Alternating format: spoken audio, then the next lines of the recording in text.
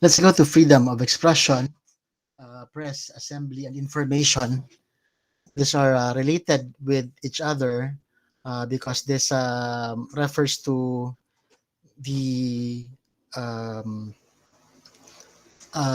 means by which the public may know, and the public may likewise assert themselves and also raise a grievance against the state, against government. So, first up is freedom of expression. When we understand freedom of expression, let's try to understand this also within the context also of the freedom of the press. So, when you speak of expression, there is that idea that there is a giver and there is a receiver. The giver of the information relates his ideas, relates his expression to a second party, the receiver, the audience. The thing is, while the giver of the information, expressor, if I might say it like that, has the freedom to say what he wants to say, of course, within the bounds of the law. No?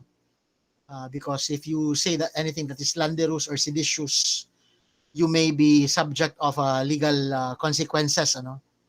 But in the practical understanding of expression and of the press, you may say generally anything, regardless of your standpoint or perspective. You have the freedom to say what you want to say. However, the second player in that expression is the receiver, because the receiver may either refuse to listen or listens and believes in you, or listens and rejects your ideas, or refuses to believe in the information that you relay. Freedom of expression is not only limited to the freedom that you have to express your thoughts, your ideals. It is also in consideration with legal restraints as well as the receptiveness of the person whom you want to express your ideas with. So, in in its philosophic basis, freedom of expression, and of course, in relation to that of the press, has the following to consider. No, that freedom of expression allows for a marketplace of ideas. Not are we limited, therefore, because of the freedom of expression, to a particular set of beliefs, but we have a wide array of a system or several systems or sets of beliefs, from religious perspectives to political perspectives to social, whatever perspectives, no, even business perspectives. However, the perspectives are too varied that the good thing is, because it's too varied, there is already a marketplace of ideas. In a marketplace, you have options, you have choices, no? Alternates. Therefore, because of the several options and possibilities for the listener, there is the possibility of um, openness to one or several options. At that point also, there is the possibility of conflicting ideas, because one idea may conflict with the basic principles of another, or a conflict of the adherents to the idea, no, the believers of the ideas themselves. Like those who are in a religion, for example, there is a debate on religious dogmas or doctrines. In the understanding of political standpoints, there is also a debate on that, because napakaraming options, so many choices of ideas you choose from. Also, this allows for the discovery of political truth. With the expression being truly free, we are able to participate in the debates regarding intentions of those who play in politics. We're able to know and get what is ever implied in their expression, because of an exchange of criticism and evaluations by opposing parties or opposing minds. Eventually, we get to know for ourselves by our assessment the truth behind political agenda. It allows also for self-government in many ways. One manifestation of this is during elections. Campaigns from different candidates allow us to actively participate in the electoral process. When we ourselves campaign or discourse, join in discourses for political parties or persons, as well as their platforms of government. So in effect, we are given the chance to participate in governance. And not only that, our opinions allow for a democratic state of being for our country, allowing democracy through freedom or exchange of ideas, allow for self-governance, di ba? Democracy is the power of the people, and a manifestation of the power of the people is by their expression of their own ideas. Individual perfection, this is for the perfection of your identity. This has more to do with your arts, the arts, no, your skills, your um, your faith, no. You perfect your faith, you perfect your arts, you perfect your political or whatever standpoint through expression. In jurisprudence, in the case of Navarra versus Comelec, Supreme Court also expressed several other philosophies, no, aside from those four. So one is the participation in public affairs, no. Marketplace of ideas is also repeated. Means of individual self-fulfillment, that's perfection. Group identity, because when you are able to express, you could identify yourself with others who share your views, and eventually, with your common views, you can come together and enhance or fight for your common views. Protect individuals from minorities against majoritarian abuses. This is the freedom of expression, allowing the minority to be heard, allowing them empowerment because they have the voice, no, to speak up against the majority. And under the safety valve theory, the safety valve theory is the theory where, because of our freedom of expression, we vent ourselves, our discontent, our grievances. Imagine a state where there is no freedom of expression. Eventually, it all builds up to a pressure that the state can no longer refuse to acknowledge or um, tawag nito, suppress. Much like the EDSA revolution, People Power One, because of the lack of freedom of expression, the end result was the venting of the people of their ideas in a revolution. Our freedom of expression is protected by international law. We have the Universal Declaration of Human Rights, which says that everyone has the right or freedom of expression and opinion, and it includes the freedom to hold opinion against interference and impart information and ideas through any media, regardless of frontiers. This declaration of our freedom of expression is also reinforced in earlier case dealing with interregnum, di ba? Um, where in the absence of the guarantees in the Bill of Rights, we can still enjoy our rights because of the existence of the rights in the international law through specifically the Universal Declaration of Human Rights, among others. But under the Constitution, specifically we have Section 4, Article 3, no law shall be passed abridging the freedom of speech, of expression, or of the press, or of the right of the people to peaceably to assemble and petition government um, for redress of grievances. Section 18 continues that no person shall be detained solely by reason of political beliefs and aspirations.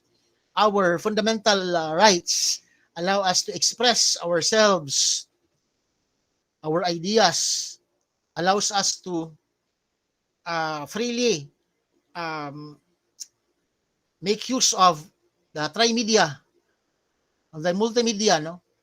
Allows us to join others who have similar ideas with us in an association or aggregation of persons to peaceably assemble and petition government. cannot even be incarcerated for your ideas. You can be incarcerated for not for your ideals or beliefs, but you can be incarcerated or made to perform made liable for the performance of actions that are illicit or illegal in furtherance of your ideas. For example, you believe in the political agenda that you are willing to assassinate. You believe in a political agenda that you are willing to join the rebellion. You believe in a religion that you um ano are willing to do human sacrifice. So beliefs and aspirations are not punishable. What are punishable are if you go beyond the legal parameters when you actualize or take action with your ideas. So when you speak of protected speech together with freedom of the press, what it includes generally are core speech. Not all forms of expression are protected by the guarantee of freedom of expression. So core speech involve those that advance religious, political, and social ideals. Beyond that, we could say that fashion is not a freedom of speech or expression that is guaranteed in the Constitution. Okay? You could say that commercial speech as well has no full protection because these are not core speech. It includes all kinds of expression, written, oral, print, or recorded, as well as symbolic. Let's go to them, no? These concepts. Um, we say that only core speech is protected, those which advance political, social, and religious beliefs. Commercial beliefs are entitled to no protection at all. In the olden concept, commercial speech enjoys no protection at all. But recent jurisprudence would say that they enjoy protection but only at a lesser degree. They do not stand in the same plane as core expressions, no? Commercial speech. Though they are entitled to constitutional protection, the protection is little. That's why commercial speech may be restricted, if especially if they violate public order, public policy, morals, good customs, no. Unlike core speech, that is more or less unbridled, no, unbridled unless you actualize or when the speech becomes seditious or slanderous, no. They may be required to be submitted to government agency for review to protect public interest, in sabi ko, kapag commercial speech. Symbolic speech is also protected. When you say symbolic speech, this involves the clenched fist, wearing of ribbons, similarly colored shirts, lighting of candles, even silence is symbolic, no? Um, Speech is not limited to vocal communication. Conduct is treated as a form of speech referred to as symbolic speech, like the wearing of similarly colored shirts.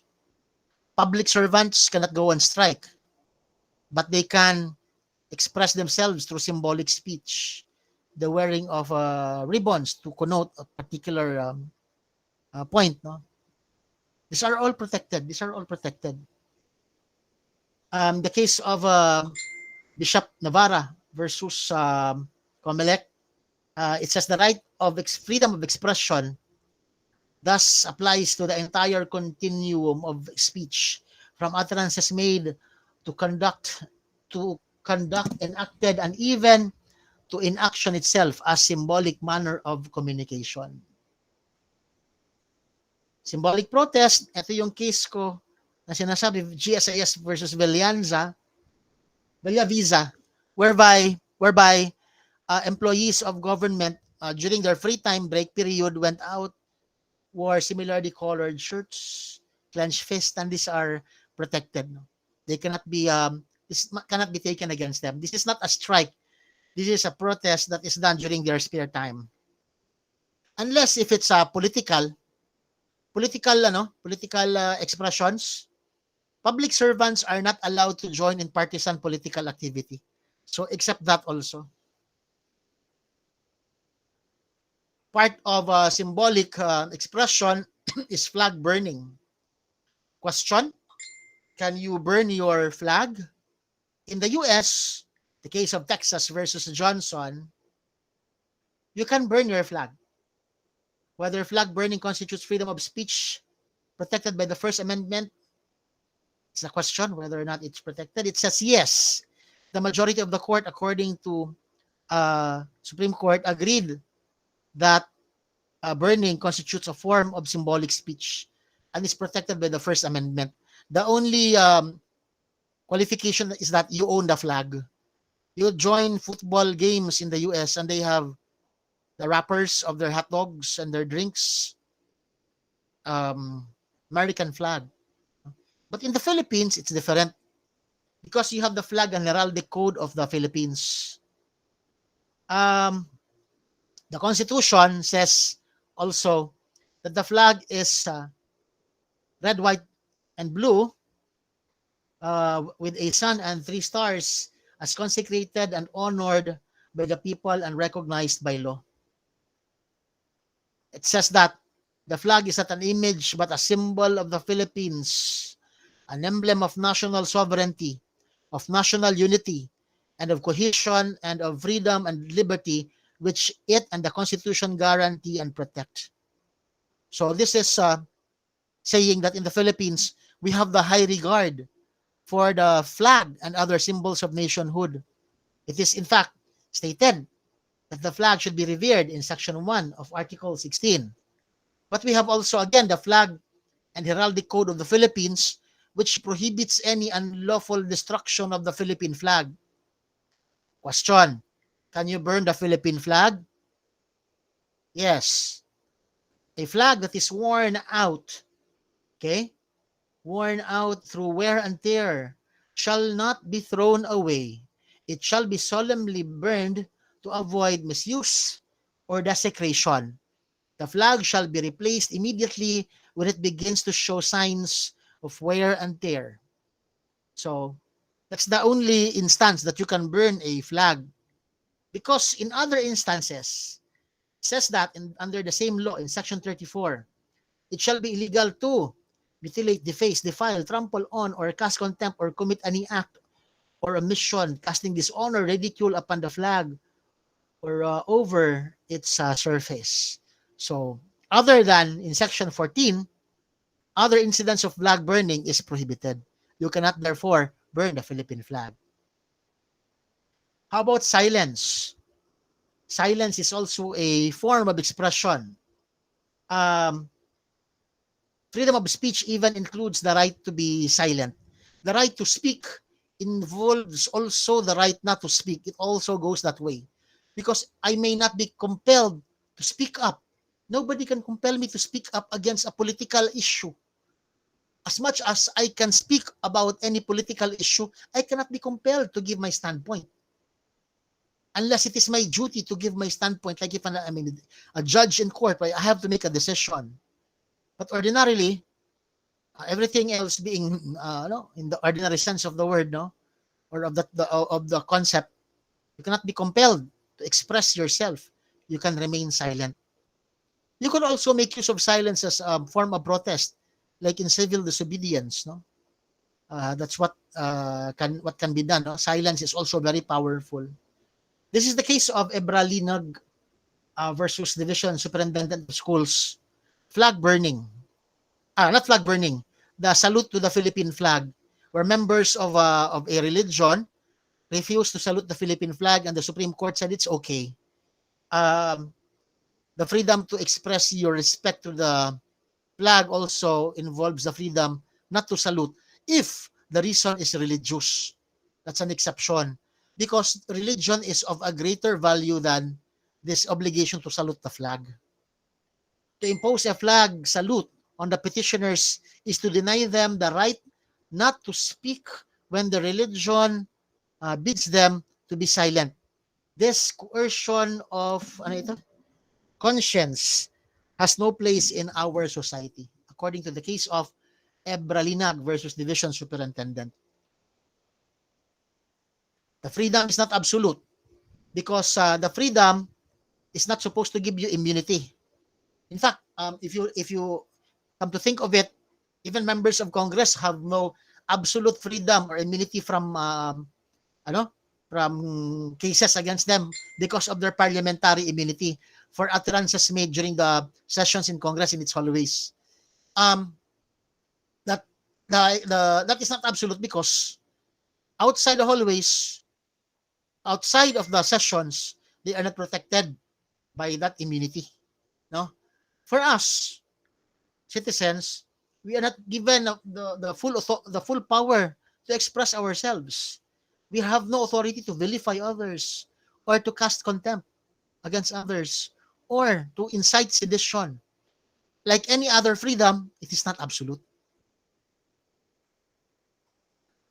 Next video would be on the restriction to free speech.